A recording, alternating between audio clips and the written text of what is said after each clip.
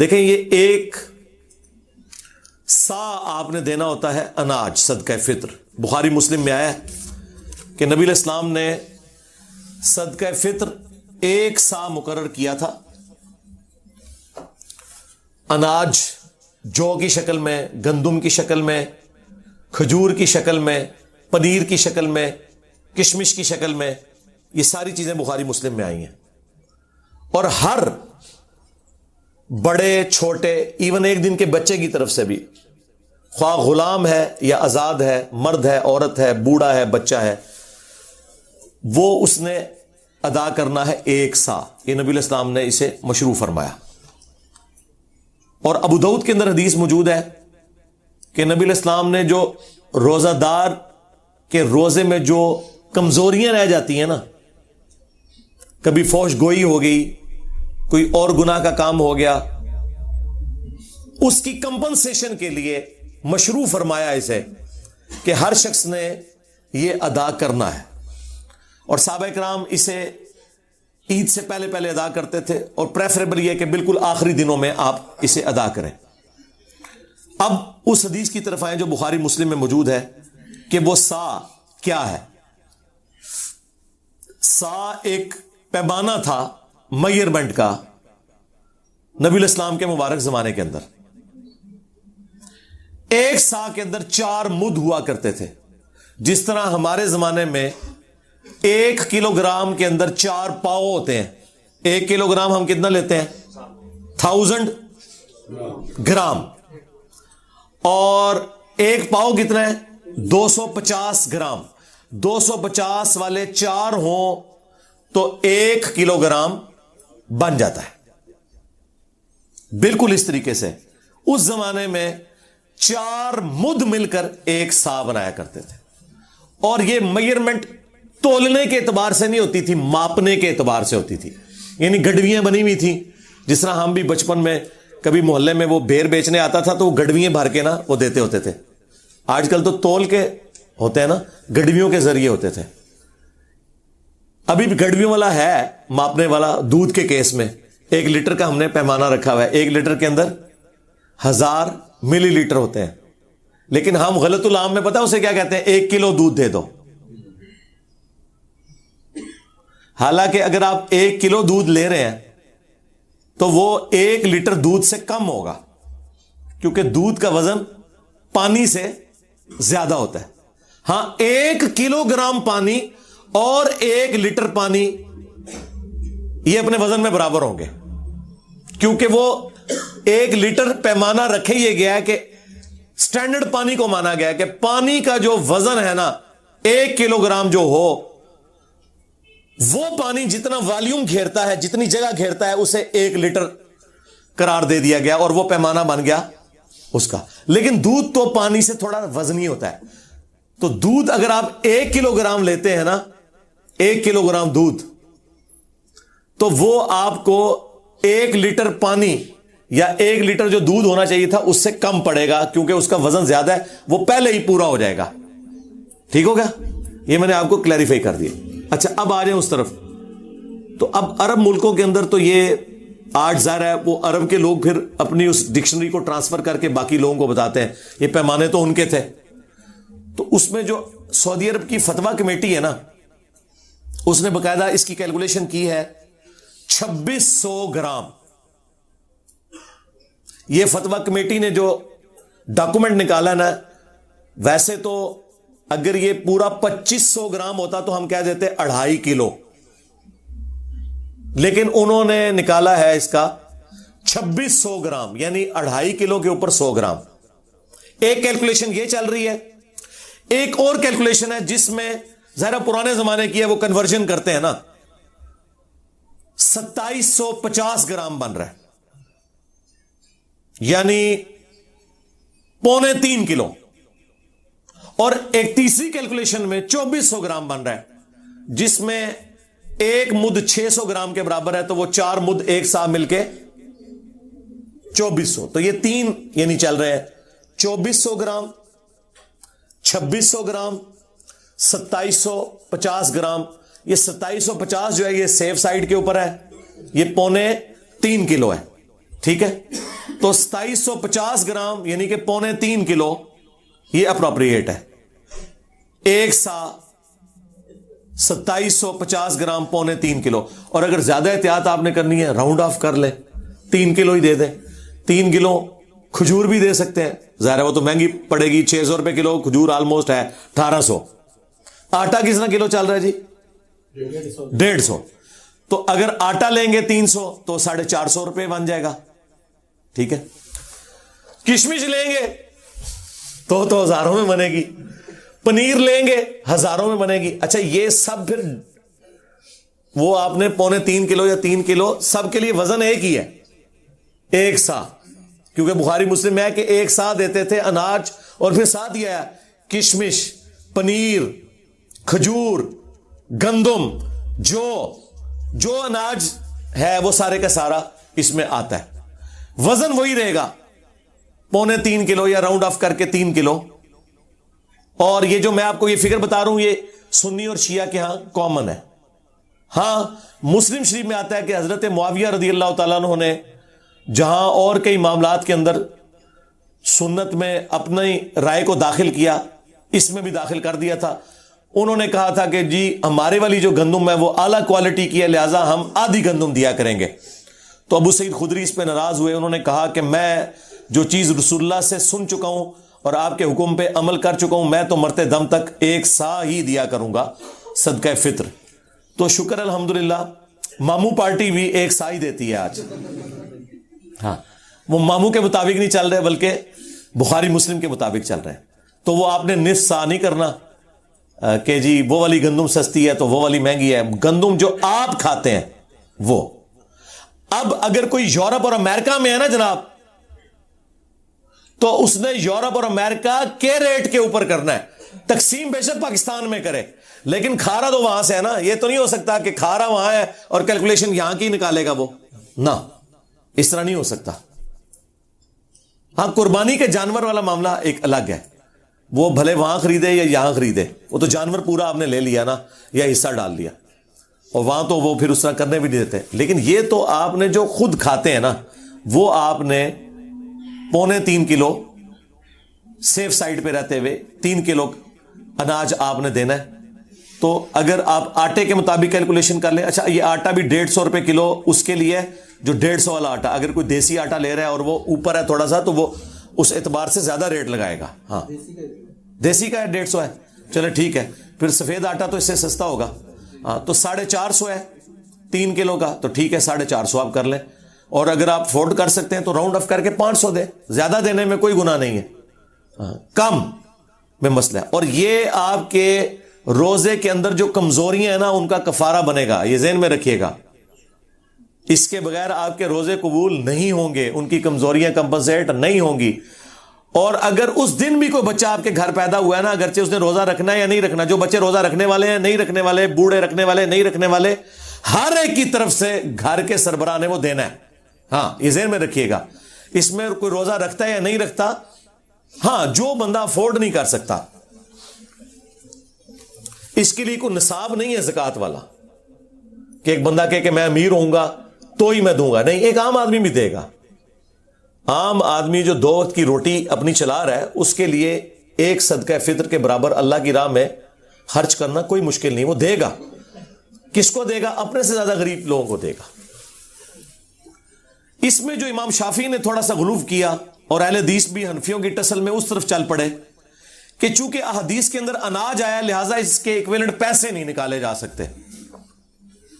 آپ کو پتا ہے یہ بات, اہل حدیث کہتے ہیں کہ اگر کسی نے 2.5 کلو یا 3.25 یا 3 کلو اناج کے پیسے دے دیے تو اس کا صدقہ فطر ادا نہیں ہوگا. حنفی کہتے ہیں نہیں, پیسے بھی دے سکتے ہیں اور آپ اناج بھی دے سکتے ہیں. میرا موقف امام حنیفہ کے ساتھ ہے.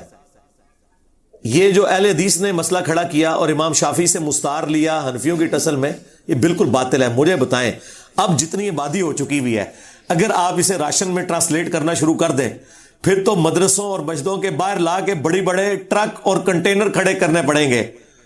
یہ پاسبل ہے آج کے دور کے اندر. اور پھر جن مولویوں کو آپ مسجد میں جاتے ہوئے پیسے دے رہے ہیں ان سے پوچھیں کہ یار تم نے اتنا جو اکٹھا کیا ہے پیسہ, بعد میں راشن لیتے ہو پھر اس کا؟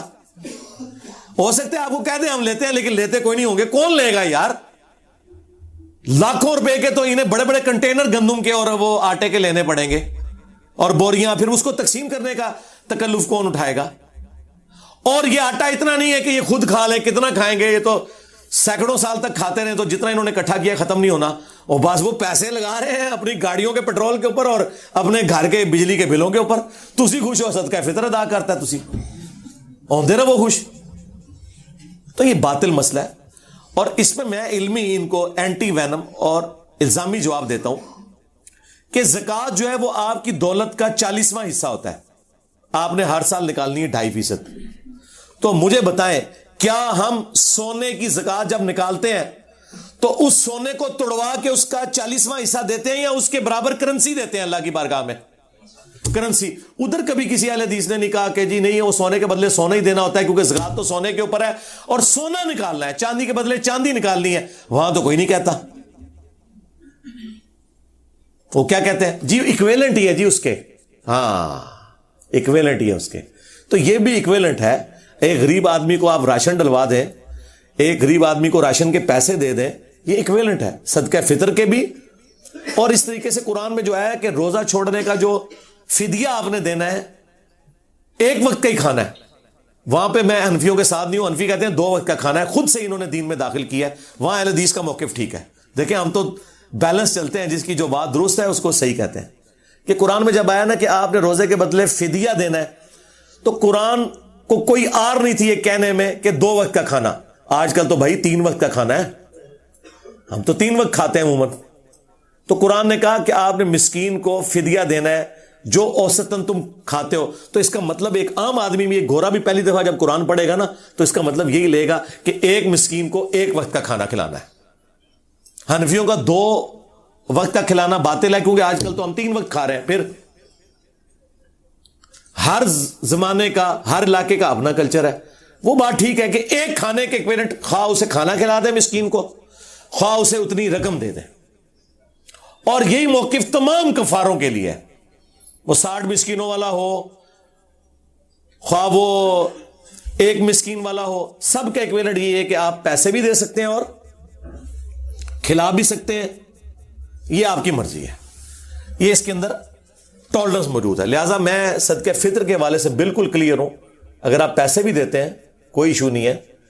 اور جو لوگ زیادہ افورڈ کر سکتے ہیں وہ 3 کلو یا 2.25 کلو کشمش کی رقم کیلکولیٹ کریں. اب مجھے تو اس کی قیمت پتہ ہی نہیں کہ اس وقت کیا ہوگی، کیونکہ ہم تو اس طرح یہ کوئی آئٹم نہیں ہے، یہ تو چھٹانک برابر لیا جاتا ہے، اتنا مہنگا ہے.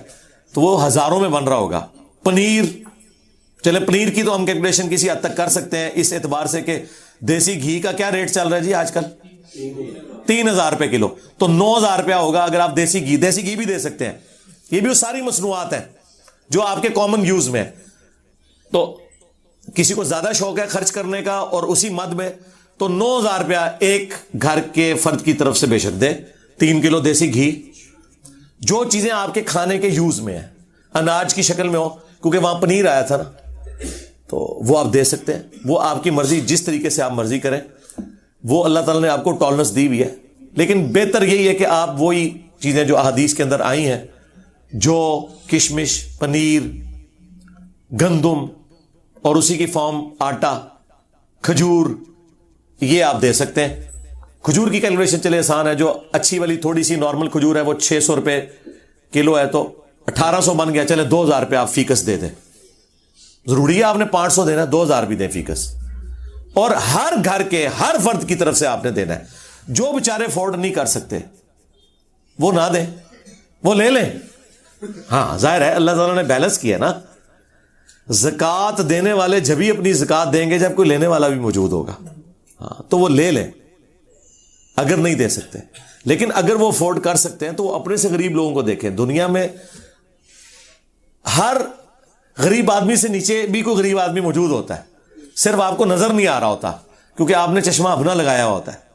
اس لیے مسلم شریف میں حدیث ہے، نبی علیہ السلام نے فرمایا ہمیشہ اپنے سے نیچے والے لوگوں کو دیکھو، یوں تمہیں اللہ کی نعمتوں کے اوپر قناعت نصیب ہوگی، صبر آ جائے گا. اوپر نہ دیکھو، اوپر کا تو اینڈ ہی کوئی نہیں ہے. اچھا اوپر جہاں دیکھنا چاہیے وہاں اوپر دیکھتے ہی کوئی نہیں. اور وہ ہے آخرت کے معاملے میں. ادھر کہتے ہیں بڑے گناہگار ہیں جی, کتنے نبی صلی اللہ علیہ وسلم انہوں نے صحابہ, ٹھیک ہے, یعنی وہ یہ کہہ رہے تھے ابو جہل پڑھنا جائے, سانو یہ نہ کہو کہ ابو بکر عمر عثمان و علی کے راستے پہ چلے. جہاں ہمیں کوشش کرنی چاہیے اعلیٰ درجے کی کہ ہم پیغمبروں کا پڑوس جنت میں حاصل کریں, وہاں کہتے ہیں بڑے گناہگار ہیں, اور دنیاوی معاملات میں دوسری طرف چل پڑتے ہیں. یہ انسان اپنے آپ کو دھوکہ دے رہا ہوتا ہے, اس سے زیادہ کچھ نہیں ہے. اور نبی علیہ السلام نے بالکل اپوزٹ اس کے تعلیمات دی ہیں. بخاری مسلم میں حدیث ہے, اے اللہ محمد اور آل محمد کو بس اتنا ہی رزق دینا کہ ان کی روح اور جسم کا رشتہ برقرار رہے, بس سانسیں میری چلتی رہیں, اتنا رزق کافی ہے. ہاں, بخاری مسلم دونوں میں حدیث ہے. عائشہ سلام اللہ علیہا کہتی ہیں کہ بعض اوقات 1 مہینہ, بعض اوقات 2-3 مہینے بھی گزر جاتے تھے, ہمارے گھر چولہا نہیں جلتا تھا, 2 کالی چیزوں کھجور اور پانی کے اوپر گزارا ہوتا تھا, اور وہ بھی ٹنوں ٹن نہیں, 2 کھجوریں صبح 2 شام کے وقت, یہ ٹوٹل خوراک تھی. اور ایک میٹھا پانی کا پیالہ جو اس زمانے میں کئی میلوں سے پیدل بھر کے لانا پڑتا تھا, تکلیف دہ کام تھا, اس لیے پانی بھی کوئی تھوک کے صاف سے نہیں تھا جو آج آپ ٹوٹیاں کھول دیتے ہیں. پانی میٹھا بھی ایک ایشو تھا. یہ ٹوٹل ان کا ایک سرمایہ تھا. اور پھر وہ رکت انگیز حدیث جو بخاری مسلم کی ہے, جب نبی علیہ السلام اپنی بیویوں سے ناراض ہو کے گھر کے اوپر والے حصے میں شفٹ ہو گئے, جس میں صرف ایک مشکیزہ کونے میں لٹک رہا تھا اور ایک برتن پانی والا اور ایک چٹائی, اور اس پہ نبی علیہ السلام آرام فرما تھے, اور آپ کے اوپر کرتا بھی کوئی نہیں تھا, صرف تہمت باندھی ہوئی تھی, آپ لیٹے ہوئے. حضرت عمر اجازت لے کے جب گئے, آپ نے ایلا کیا تھا, 1 مہینے تک بیویوں سے ناراض ہوئے تھے کیونکہ بیویوں نے ڈیمانڈ کی تھی کہ اب تو ہمیں وسعت ہو چکی ہے, ہمارا خرچہ بڑھائیں, لیکن حضور تو فقر کی زندگی گزار رہے تھے. اور پھر اللہ تعالیٰ نے اپنے نبی کا ساتھ دیا ہے, ان کی بیویوں کا ساتھ نہیں دیا. سورۃ الاحزاب کی آیات نازل کی کہ اے نبی اپنی بیویوں سے فرما دو کہ اگر تم دنیا اور اس کا مال چاہتی ہو تو آؤ, میں تمہیں یہ مال دے کے رخصت کر دیتا ہوں, طلاق دے دیتا ہوں, اور اگر تم اللہ, اس کا رسول اور آخرت کا گھر چاہتی ہو تو اسی طرح گزارا کرنا ہوگا, کیونکہ اجر بھی تو ڈبل ہونے والا ہے نا. تو نبی علیہ السلام 1 مہینے تک ناراض رہے گھر کی چھت پہ. اسی میں ہی حدیث میں بخاری مسلم میں آتا ہے کہ سیدنا عمر نے جا کے اپنی بیٹی کو بھی ڈانٹا, سیدہ حفصہ کو, باقی بیویوں کے ساتھ بھی جا کے تھوڑی مس ہینڈلنگ کی. بعد میں وہ پھر پچھتاتے بھی تھے, مجھے کیا یہ رائٹ پہنچتا, چلو میں اپنی بیٹی کو تو ڈانٹ سکتا ہوں, باقی بیویوں کو میں کیسے. لیکن وہ حضور کی محبت میں, آپ پتہ ہے حضرت عمر تو پھر میرے سے زیادہ جذباتی تھے. تو اب وہ کہتے ہیں کہ میں نے ارادہ کیا میں حضور کو کوئی ایسی بات کروں کہ حضور مسکرائیں, کیونکہ آپ تو بڑے سیریس موڈ میں بیٹھے ہیں. تو میں نے جاتے ہی کہا یا رسول اللہ دیکھیں جب تک ہم مکے میں تھے نا, ہماری بیویاں کتنی ہمارے کنٹرول میں تھیں, لیکن یہ انصار کی بیویاں تو اتنی تیز ہیں کہ انہوں نے اپنے مردوں کو دبا کے رکھا ہوا ہے, اور ان کو دیکھ دیکھ کے ہماری بیویاں بھی ہم پہ شیر ہو گئی ہیں. تو حضور اس بات کے اوپر مسکرائے, کہتے ہیں مجھے تھوڑی تسلی ہوئی کہ حضور کا موڈ تھوڑا بہتر ہو رہا ہے. تو پھر انہوں نے گپ شپ شروع کر دی. پھر نبی علیہ السلام کی جب وہ حضور پھر اٹھ کے بیٹھے جب, تو آپ کے کندھے کے اوپر چٹائی کے نشان تھے, اوپر کرتا بھی نہیں تھا, یا اگر چادر تھی تو چادر تو پھر اس طرح لی جاتی ہے تو احرام کی شکل میں بعض اوقات تو وہ نشان. حضرت عمر نے رونا شروع کر دیا کہ یا رسول اللہ آپ اللہ کے رسول ہیں اور آپ کی یہ حالت ہے, اور کیسر و کسرا دنیا کے مزے لوٹ رہے ہیں, اور آپ اللہ کے پیغمبر ہو کر دنیا اور آخرت میں انسانیت کے سردار ہو کر آپ کی حالت ہے. تو نبی علیہ السلام نے ایک جملہ بولا, بڑا سخت جملہ تھا. آپ نے فرمایا لگتا ہے عمر دنیا کی حقیقت ابھی بھی تم پر نہیں کھلی. باقی بابے تو شاہی کوئی نہیں, تبھی تو یہ نذرانے بٹور رہے ہیں. حضرت عمر پہ تو پھر بھی کھل گئی یہ جملہ سن کے, ان پہ آج تک نہیں کھلی, آج تک آپ کے چندے بٹور رہے ہیں, آپ کے چندوں کے اوپر عیاشیاں کر رہے ہیں, اور آپ کہتے ہیں ہمیں کچھ دیں گے, آپ ان کا چندہ بند کریں گے روڈوں پہ آ جائیں گے. ہاں وہ کہتے ہیں نا بابا جی کے لاہور ایک بابا پال رہے ہیں, میں کہ بابے کا چندہ آج بند کرو, انہاں مزاراں تے کتے پھرن گے, صفائی کرنے والا بھی نہیں تانوں لبے گا.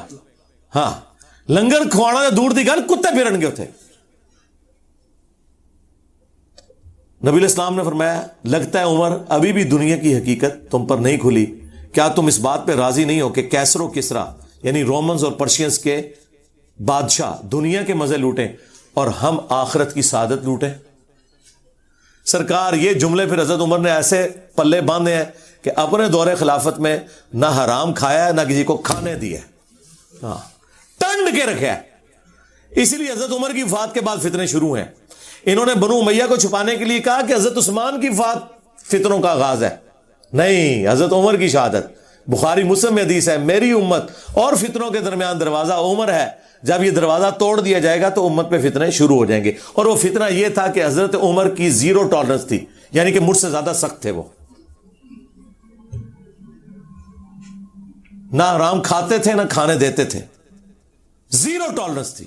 مینجمنٹ بڑی سٹرانگ تھی. حضرت عمر کی شہادت کے بعد وہ معاملات اس طریقے سے strictly managerial point of view سے نہیں چل سکے. اس لیے حضور نے فرمایا تھا کہ میری امت اور فتنوں کے درمیان دروازہ عمر ہے.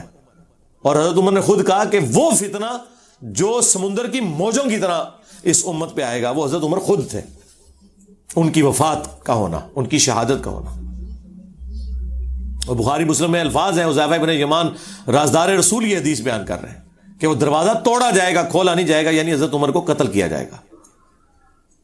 اور میرے نزدیک تو حضرت عمر کے قاتلین بھی بنو امیہ ہیں، اس کے بینیفیشری بھی، اور ان کو لانچ کرنے والے بھی یہ بنو امیہ ہی ہیں. یہ الگ سے ایک ٹاپک ہے. صلو علی محمد وآل محمد، اللہم صلی علی محمد وعلی آل محمد واصحاب محمد وازواج محمد اجمعین الی یوم الدین.